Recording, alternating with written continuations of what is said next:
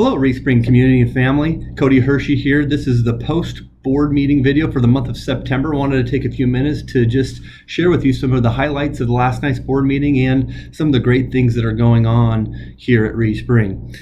We have had 4 fantastic weeks since the last school board meeting. The staff is working hard. Every day I'm impressed and amazed by the wonderful things that are going on for kids. I feel like our staff works hard to really rally together to support them. We just feel so honored to be able to work with such a fine group of people, and our community is just so amazing. And our kids, it's been really exciting to see kids and get into the classrooms and see their engagement, and to also see their successes on the ball field and the other activities that they're engaged in. Just feel so blessed to be here and to be part of this wonderful community.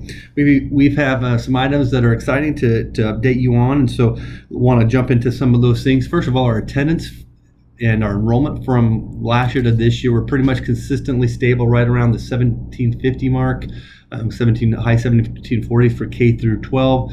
With our early childhood center, or around 1,800 kids that we serve here in the Reed Spring district. Last night, I updated the board also on my entry plan. As you know, I have a plan of transition activities to get me rolling here in the district, and I continue to work on that. I have finished all my one-on-one meetings at the primary school. That is a remarkable place. The early childhood center and the primary, it's an amazing place for kids. Just a wonderful vibe. There's so many wonderful things that they're doing for our staff or for our students, and our staff just really works hard each day to serve those little kiddos over there, and Mrs. Murray does a remarkable job. I'm now doing my one-on-one meetings at the elementary. I've been so impressed. Just the level of love that our staff has for our kids, their commitment to student achievement, and just trying to continue to do great things for our students. It's been a joy. I've also met with a variety of groups. I've met with the Tri-Lakes Chamber, Business Chamber, the Stone County Commissioners, Cape Fair Homemakers, GoCaps leadership team, Care for Kids organization, the Rotary. I'm hosted my first Hang-In with Hirschi Parent Forum, and the Stonebridge POA and other events going on throughout the last month. So it's been a remarkable time. I think I'm just learning so many great things about the district, and opportunities for us to improve as well. So we're looking forward to moving forward at the district as we develop a plan and a vision. One of the things I updated the board on last night is a decision that we've made as an administrative team. As many of you know, we have partnered with Springfield in the past. Springfield School District, they have what's called the GoCaps program. It provides kind of a on-the-job learning experience for our kids in a variety of areas. Those seats that we pay, we are slotted 7 seats at Springfield that we are required to pay regardless of whether or not those seats are filled. We pay $2,250 per seat. Unfortunately, due to our geographical location and the difficulty of transporting kids to Springfield, we have not been able to fill those seats. This year we have no one attending. Last year we only had 1 student participating because of the distance and location and the difficulties. Parents, we feel like, are struggling wanting to get kids, have kids drive on those roads, especially during the winter. And so last year, just this year alone, we're spending over almost $16,000 that's going to nothing, to the Springfield School District, because we can't fill the seats. Last year we spent about $13,500. So there's a significant amount of money that we're wasting each year because we just can't get those seats filled. So I made a recommendation to remove our partnership with Springfield for that purpose. We'll continue at this point with our Springfield operation, or our Branson, operations there at the medical center, and things that are done with the health field for now as we evaluate that program and attendance. One of the goals we have as a district is to provide some of those enrichment, entrepreneurships, apprenticeships, experiences here within our own district. I feel like we have such a strong community of businesses and resources that we can provide. We also have what I think is one of the most remarkable organizations in our Gibson Tech facility. The experiences that they're providing for students there is remarkable, and I think that's an area where we can expand and provide some of these experiences that kids have been having through the Springfield School District and Branson School District down the road. So just looking forward to building on that partnership, or continue to build that program, but we're going to remove and try to use district taxpayer dollars to actually benefit programs that our kids are utilizing. Last night I had Mr. David Liss come present to the board. He is a consultant to help with strategic planning. He has an extensive background working with a variety of school districts, including Nixa, West Plains, just a number of school districts. He has been trained in a model that really focuses on bringing both perspectives of the community and the school district. One of my priorities is that we create a plan that not only is backed up by the expertise of our staff, but a plan that has just as much a voice of our community and patrons, because ultimately we serve your kids. And so it's important that the model we follow brings both of those together. So Mr. Liss walked our board through that process and what that will look like. In the coming weeks, you'll hear a lot more information as we develop a strategic planning team and begin doing the work and doing some data dive. There'll may be opportunities for you to complete some surveys and provide some feedback on your perspective in relationship to how we serve kids here at Reed Spring and where you think we should head. Such an exciting thing. His services will cost about $5,000 to the district. Every dime is going to be well worth it, because this is going to be the most important priority for the district in the years to come. I think it'll be a game changer for the district long term, that we'll be able to have sustainability and make progress through the workings of that plan. And so we're going to be working on and jumping into it right away, like I've said, and taking the bulk of the year to really define who we are as a district and where we're headed. There's nothing more exciting, I think, than the strategic plan and the impact it's going to have on our kids. I also shared last night an opportunity, at least something that we're exploring in regards to the communication towers, the cell phone towers and communication towers within our school district boundaries. We have 12 of them. One of the things that we've been reached out by a company that helps assessors assess those and provide an accurate evaluation of those cell phone towers. What we're learning is that the towers, the equipment on those towers, and the tower themselves are way under assessed. Assessors don't have the expertise to really provide a true valuation of what they're worth and the equipment on there. And so, like in our home, we have to pay property taxes for our cars, our vehicles, our home, and those kinds of things. Well, we have companies that have put this property on in our district, and they're paying just a minimal fee for that personal property. And so we're really trying to work with trying to understand. There's a company called Community Cell Tower Solutions that provides this expertise. There's some items we have to work through to determine whether or not this is the right approach for the district. This has been something that AT&T and Verizon and some of the other providers have been fighting because they obviously don't want to have to pay more money for those towers and pay more in property taxes. But we feel like there's an obligation also on our assessor's part to be invested in this work and to have some ownership over really providing an accurate assessment. And so the district, there would be a fee for the district, and it's really hefty. Right now, I think it's what we've been quoted at is $36,500. What we've heard from other school districts that have participated in it is that they've made significantly more than that in the first year. For example, there's a county that just comes to mind, Ray County, up kind of north of I-70. They were receiving about $50,000 a year in revenue. The school district was off of these cell towers, and after the value of this communication tower evaluation, that jumped to about $160,000 that first year. So a significant amount of money in return. There's some other items we need to look through, so we're just exploring at this point, but wanted to give you that information as a potential opportunity. There are a variety of board policies that are up for review.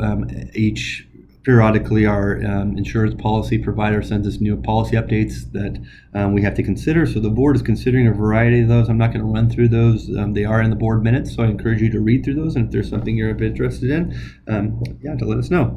Of course, we recognized our good happenings around the district with our students. We appreciate Perry Phillips and sharing that information with us. We have so many wonderful things happening with our students.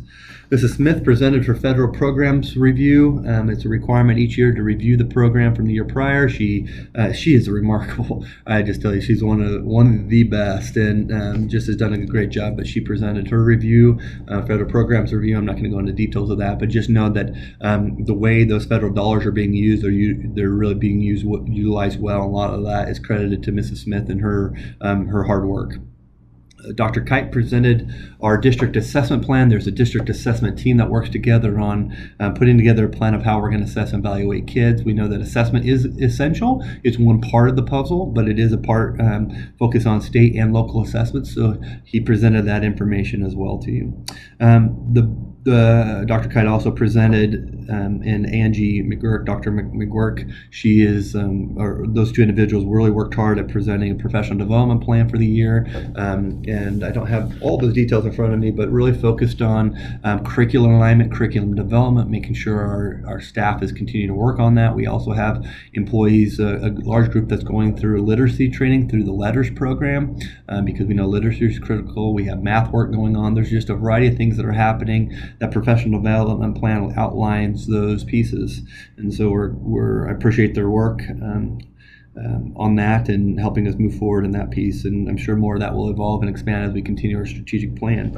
I believe I've mentioned this in previous board meetings, but we have finally have a memorandum of understanding with OTC in regards to this new embedded advisor. We're adding an employee to the district, 100% covered outside of district funds through a grant for the next 3 years. And this individual will be working with your children directly one-on-one to develop college and career ready plans to help kids that really solidify what their plans are their junior and senior year, and getting them prepped, make sure they're filling out the FAFSA, all those things that are really critical. But our goal is to increase the number of kids that are going on to either entering a high quality career, entering a college pathway, or going to the military. And we want to see those numbers increase. And so we're excited. We'll have more information to come about that individual and who's been hired, and about the work that she's doing. So we appreciate that and look forward to sharing with you a little bit more about her. I don't have that information here right now, but I'll make sure you get to know her.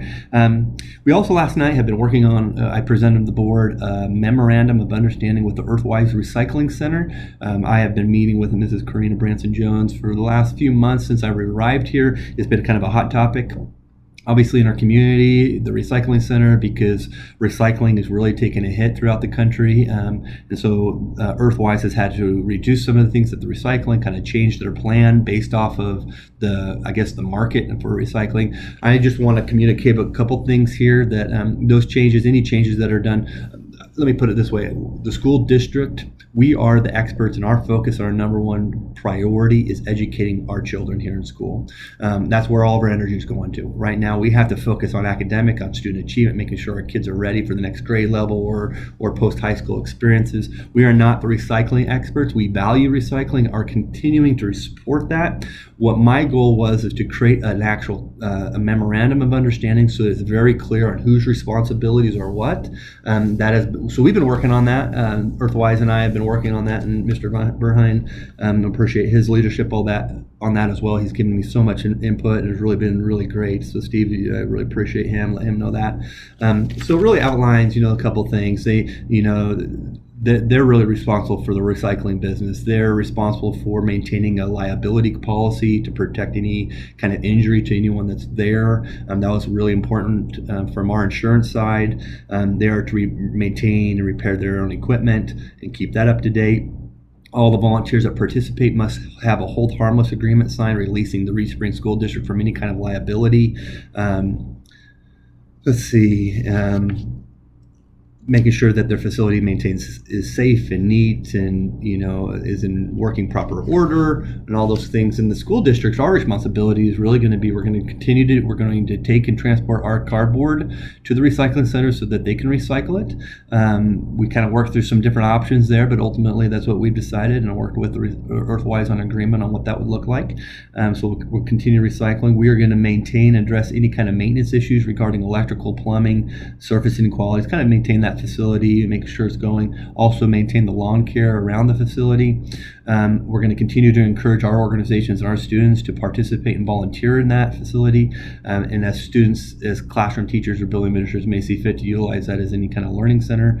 But our focus is on curriculum. That's really, we got a lot to do here in the school district. So that's going to be ultimately our priority, is making sure academics are, and what we're required to get our students to understand and learn by the time they end the grade level. We're going to make that our priority. And then we're going to allow them to just really function as Earthwise. They're the experts, and so we value the recycling center, and that's why we're maintaining that facility with that for them and keeping that. And in the past, we just had a little bit of lack of clarity. So that's really where we're at now. So we appreciate that. Graduation is actually set to be in the Mansion Theater in Branson on Thursday, May 7th. So that was approved. One of the final things we talked about during the board meeting is we talked about a board policy, policy 0412, and it's in relation to public participation in board meetings. We want our public to really be engaged in the school district, and we were creating some new ways to be able to see that happen. One of the things that we're doing is that we're adding a monthly opportunity where our parents and patrons can get directly connected to me as the superintendent. And we're calling these Hanging with Hirschi. I've already had my first one. Each month we'll have a different topic. We're still working on location. A lot of feedback I'm hearing as these have happened in other districts is to keep them at the same location. So we may just continue to have them here at school, but we're working on that. We'll make sure communication's out. But you need to have a platform where you can come and talk to school administration. We also want to value and honor the chain of command, making sure that issues that come up and arise are resolved at the lowest possible point. So if you have an issue with a classroom teacher or coach, that you first start there and then you go to the administrators and so on up through me.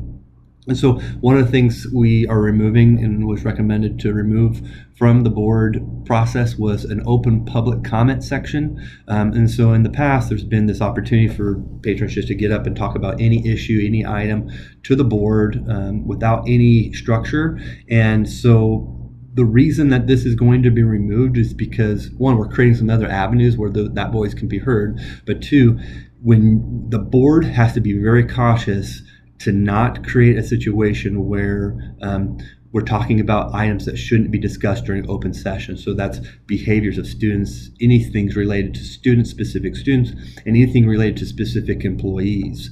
And so what happens, I've been in a district where that has occurred, where there was a public forum opportunity for patrons to just talk about whatever that occurred. We had several patrons who were upset about a specific employee and targeted that employee in a very derogatory and negative manner. Due to the difficulty of how that was managed by the board at that time, it ended up resulting in a $100,000 settlement between the employee that was beat down and tore apart during the board meeting by some patrons. And so it put the board in a very difficult situation and a hard situation. So what we're doing is creating an opportunity to have direct communication with me, direct communication with our staff, our administrators, our teachers. That's an open line. If you have an issue or concern, the board policy 0411, which we're keeping, says that you need to notify the superintendent within 7 days prior to the board meeting. You put the notification in that you want to be on the agenda. If you follow the chain of command and the board president feels like you need to be added on the agenda, then you will. But that's your platform to really express issues and concerns. We have to protect students, and we have to protect employees, but we also have to hear the voices and concerns of our patrons. And so that's going to happen through these other options. And again, we're still keeping that policy 0411 where you can speak directly to the board. The board also has to be cautious that individual board members do not speak for the board. Individual board members do not have authority outside of the majority vote of a board. So it's creating some platforms where we can have dialogue. And so I'm hopeful that as we move through this change, that you'll be able to see that you have a district here that really wants to partner and work with you. And so we're looking forward to that partnership, and hopefully you can see that we're trying to create new avenues where voices can be heard and dialogue can actually occur, because they cannot occur in that open session. And we also, again, have to protect our employees. But I think we're headed on the right track. I feel very good, and I look forward to the many wonderful things that are going to come our way as we progress through strategic planning. I have 100% confidence in our staff. It's a difficult job educating kids of unique needs and variety of experiences. If you have questions or concerns of anything in this process, please visit with your teachers, visit with your coaches, visit with your administrators. Come see me. We want to do the very best for your kids. Hope everyone has a great week, and we'll look forward to the next update in October. Take care.